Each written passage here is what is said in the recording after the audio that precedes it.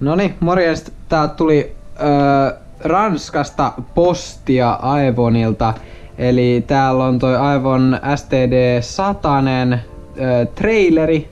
Yllättävän pieneen pakettiin se mahtui. Mä jotenkin ajattelin, että se oli paljon isompi, mutta ei siinä sen kummempaa. Avataan tää boksi, katsotaan mitä kaikkea ne on laittanut meille messiin. Eli nytten tosiaan oli ideana alun perin oli se, että lähdetään tonne Lappiin tän kanssa, mutta nyt sitten vähän tuli näitä corona-bisneksiä tähän samaan messiin, niin tilanteet muuttuu milloin kenelläkin, niin mun kesäsuunnitelmat muuttui myös siinä samalla. Ja meillä on nytten iso kasa styroksia täällä. Tää on tämmöset vitsit hajoavaa styroksi. Oh no! Ärsyttää kun näistä tulee semmonen hirveä sotku.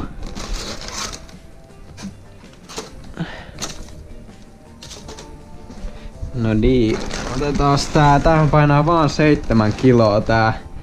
Että kevyt paketti.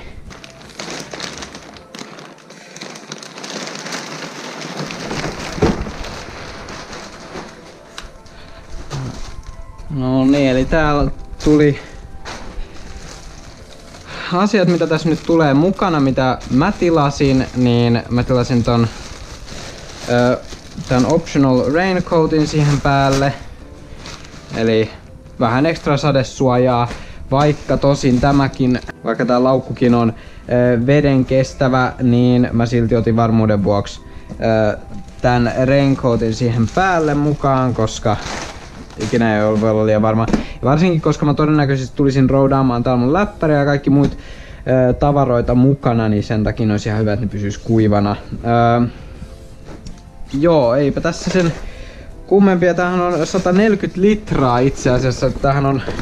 Tässä on toi pohja, niin tämähän on aika jytkyn kokonen, että tänne ihan oikeesti saa kyllä kaikki kamat ahdettua ja pysyy vielä vedeltä suojassa.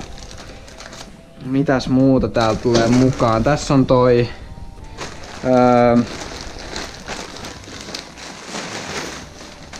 täällä muovipussissa on toi attachment hinge, mikä tulee siihen pyörään. Mä otin ton extra long version, koska mä en oo ihan varma minkä kokoinen se nyt tulee olemaan siihen mun pyörään, joten parempi ottaa liian iso kuin liian pieni. Joten ja tämähän on kaikki tosi nättiä tämmöstä mattamustaa niin tää sopii aika lailla mihin tahansa pyörään. Näitä oli, mä oon nähnyt, jotkut oli värjännyt tämmösiä, oliks jollakin pinkki peräti tämmönen, mikä oli aika cool. Sopis tavallaan mulle, mutta mä ehkä mieluummin nyt toistaiseksi pidän tätä mattamustaa tässä. Ja sitten täältä tulee tämmönen mikä tää on, toi visiiri. What? Noin päin. Ihan leikkaa. Eli tää voi laittaa tonne päähän. Avataan toi tosta ja sitten vähän ihmiset näkee, että missä päin sä liikut. Varsinkin niinku tuolla ihmiset ajaa näillä ihan ämpäri maailmaa, niin se on ihan hyvä, että näkyvyys säilyy aina. Että mitä mä tossa olin katsellut, että olisi kiva mennä tuolta Baltian läpi, pyörälläkin ehkä joskus, mutta siinä on se, että kun siellä ei ole pyörät oikein virallisia, niin sitten joutuisi ihan sen takia ajelemaan vähän semmosilla, mitä ne nyt on, semmosia, ei nyt moottoriteitä oo, mutta semmosia teitä kumminkin, että missä ei pyörille varsinaista kulkua ole tarkoitettu. Tämmönen nätti rengas sieltä tulee paketin messissä. Hyvä, että siinä on noi heijastimetkin, koska toi on kumminkin sit loppujen lopuksi sen verran iso lisäys siihen sun pyörän perään, niin se niin iso osa ilman mitään heijastimia tai valoja olisi aika vaarallista sitten kumminkin. Ja tässä lokasuojassakin tää tulee niinku built-in tommonen heijastin tohon loppu. Mä ehkä no hei, siinä on ruuvit tuolla toisella puolella, et sen varmasti sais vaihdettua helposti johonkin semmosen, mihin vois laittaa ihan niinku kunnon ledit. Mut se on ihan hyvä, ettei rapa lennä sitten tonne sun kaikkien kamojen päälle. Täällä on toi quick release setit ja kaikkea muuta semmoista spare parttia ja tämmöstä. Siellä on ohjeet löytyy kans. Ja sitten vielä tää viimeinen boksi. Mitäköhän täällä nyt sit sisällä on? Vai onks täällä sisällä se... niin tässähän se rear swing armi on. Löytyy. Rear shocki löytyy. Boom. Ai että. On muuten nätin näköinen. Tää on niinku Suntourin Raidon R malli ja Airspringi. Aika nätti kyllä.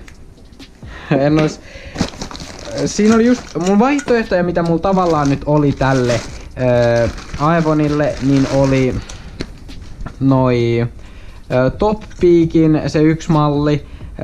Se on saman tyyppinen, että siinä oli yksi rengas tuolla takana ja siinä oli kans joustoa, mutta siinä oli ongelma se, että sinne oikeesti loppujen lopuksi ei mahtunut ihan hirveästi kamaa.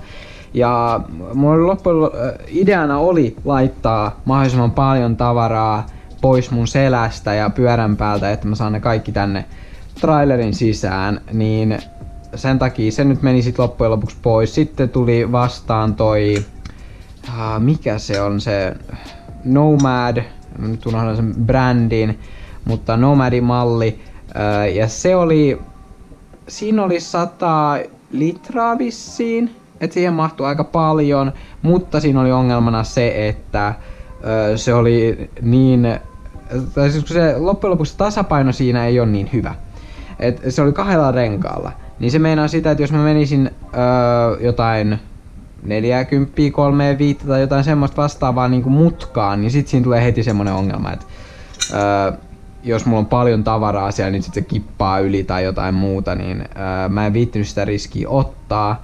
Ja sitten loppujen lopuksi mä huomasin tämän Aevonin siellä netissä, katoin semmoista, joku tyyppi oli lähtenyt 13 000 kilometrin roadtripille, niin silloin oli justiin tää Aevon messissä ja silloin oli jopa solar-paneeleit laitettu tuohon päälle, että tää on niinku, voidaan ainakin sanoa, että käytössä todennettu erittäin laadukkaaksi vehkeeksi.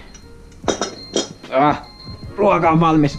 Tässä on nämä kaikki osat yksinkertaisuudessaan. Kiitos todella paljon Aevonille, että sain tän näin nopeasti. Tässähän ei oikeesti mennyt kun ihan muutama hassu päivä sitten siitä tilauksesta ja tähän saantiin, että menikö viikko suurin piirtein yhteensä ja kumminkin otetaan huomioon näitä korona-aikoja, niin voisin uskoa, että normaalin tilausaikoihin niin tämmösen tulee tosi nopeasti, että vaikka olisi lyhyt varoitusaika, niin voit saada tämmösen itsellesi. Ja kuten täältä näkyy, niin hitsaussaumat on kyllä todella hyvän näköisiä. Ja kantoa tää vissiin sanotaan, että 45 kiloa, mutta ihan oikeesti tosi monet laittaa näihin huomattavasti enemmän. Et puhutaan niinku 70 kilosta, mitä ihmiset on laittanut näitten päälle. Ja ajellut sillä niinku pitkäänkin ilman mitään ongelmia. Joten ja plus 45 kiloa peruspyörän takana on paljon ja sitten jos isketään sähköpyörä siihen, niin edelleen se on aika paljon. Sun range tippuu ja semmoista, niin ne ottaen huomioon, niin eipä oikein realistisesti sen enempää kamaa tarvii mukana ottaa. Tää on mun mielestä aika sopivan leveäkin, että tänne saa aika hyvin semmosia leveämpiäkin asioita mukaan ja makuupussia esim. Saa tänne ahdattua tosi nätisti tonne ja kaikkea semmoista. Mä näytän sitten vähän myöhemmin, tässä kesällä lähdetään roadtripeille ja niihin sitten prepataan tätä vähän sitä varten sitten. Mä laitan linkin tonne Aevonin Trailersin sivuille. Voitte sieltä sitten katsoa Cykloboostin kautta, voi näitä sitten tilata. Ja ehdottomasti suosittelen kyllä, jos laadukasta traileria ootte ostamassa polkupyörällä tai sähköpolkupyörällä. Jes, mutta ei tällä videolla muuta. Käy tsiikaa Instagram, Patreon ja Discordi. Tuu Discordiin höpiseen mun kanssa kaikesta siis sähköpyöristä ja sellaista. Kiitos, että katsoit videon ja nähdään sitten seuraavassa. Ja moro!